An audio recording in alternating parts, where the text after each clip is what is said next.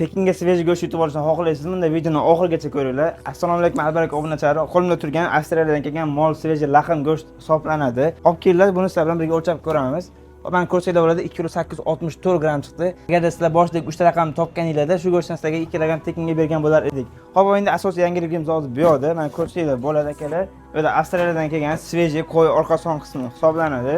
Men ko'rsanglar bo'ladi, bundan 3 ta bor akalar. Agarda kommentariyaga kim birinchi shu 3 tadan hatto bittasini vaznini boshidagi 3 ta raqamni topsa, 3 ta birinchi topgan odamga xohlagan joydan 2 kg ni tekinga tekbek chiqaraveramiz yoki do'konimizga kelib bemalol tekinga olib kelsangiz bo'ladi. Bittagina sharti bor akalar, bizga obuna bo'lishingiz kerak bo'ladi. O'zingizning taxminingizni kommentariyada yozib qoldiringlar. Kim ko'p kommentariya qoldirsa, yuchish ehtimoli shunga yarasha baland bo'ladi akalar. Bemalol o'yinimizda qatnashishingiz mumkin. Sharti bitta, bizga obuna bo'lishni unutmang. Buni yaqindan ko'rsatib qo'ying, go'shtlarni tepadan ko'rsangiz.